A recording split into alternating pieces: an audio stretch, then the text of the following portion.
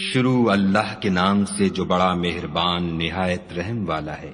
اے پیغمبر صلی اللہ علیہ وآلہ وسلم، لوگوں سے کہہ دو کہ میرے پاس وحی آئی ہے کہ جنوں کی ایک جماعت نے اس کتاب کو سنا تو کہنے لگے کہ ہم نے ایک عجیب قرآن سنا جو بھلائی کا رستہ بتاتا ہے، سو ہم اس پر ایمان لے آئے اور ہم اپنے پروردگار کے ساتھ کسی کو شریک نہیں بنائیں گے۔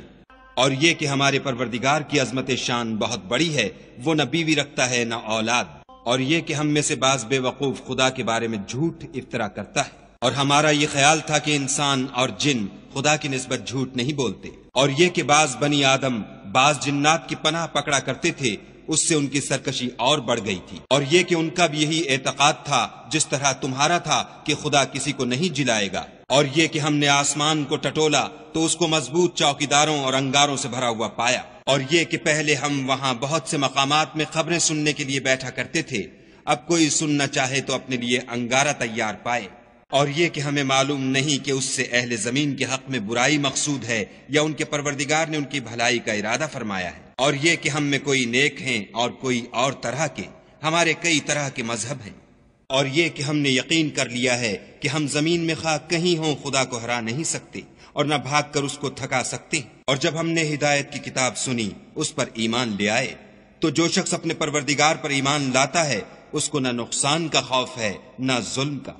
اور یہ کہ ہم میں بعض فرما بردار ہیں اور بعض نافرمان گناہگار ہیں، تو جو فرما بردار ہوئے وہ سیدھے رستے پر چلے اور جو گناہگار ہوئے وہ دوزخ کا ایندھن بنے۔ اور اے پیغمبر صلی اللہ علیہ وآلہ وسلم، یہ بھی ان سے کہہ دو کہ اگر یہ لوگ سیدھے رستے پر رہتے تو ہم ان کے پینے کو بہت سا پانی دیتے تاکہ اس سے ان کی آزمائش کریں، اور جو شخص اپنے پروردگار کی یاد سے منہ پھیرے گا وہ اس کو سخت عذاب میں داخل کرے گا، اور یہ کہ مسجدیں خاص خدا کی ہیں تو خدا کے ساتھ کسی اور کی عبادت نہ کرو، اور جب خدا کے بندے محمد صلی اللہ علیہ وآلہ وسلم اس کی عبادت کو کھڑے ہوئے تو کافر ان کے گرد ہجوم کر لینے کو تھے،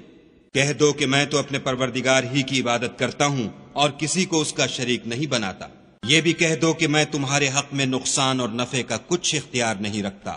یہ بھی کہہ دو کہ خدا کے عذاب سے مجھے کوئی پناہ نہیں دے سکتا اور میں اس کے سوا کہیں جائے پناہ نہیں دیکھتا، ہاں خدا کی طرف سے احکام کا اور اس کے پیغاموں کا پہنچا دینا ہی میرے ذمے ہے، اور جو شخص خدا اور اس کے پیغمبر کی نافرمانی کرے گا تو ایسوں کے لیے جہنم کی آگ ہے، ہمیشہ ہمیشہ اس میں رہیں گے، یہاں تک کہ جب یہ لوگ وہ دن دیکھ لیں گے جس کا ان سے وعدہ کیا جاتا ہے، تب ان کو معلوم ہو جائے گا کہ مددگار کس کے کمزور اور شمار کن کا تھوڑا ہے۔ کہہ دو کہ جس دن کا تم سے وعدہ کیا جاتا ہے میں نہیں جانتا کہ وہ ان قریب آنے والا ہے یا میرے پروردگار نے اس کی مدت دراز کر دی ہے، وہی غیب کی بات جاننے والا ہے اور کسی پر اپنے غیب کو ظاہر نہیں کرتا، ہاں جس پیغمبر کو پسند فرمائے تو اس کو غیب کی باتیں بتا دیتا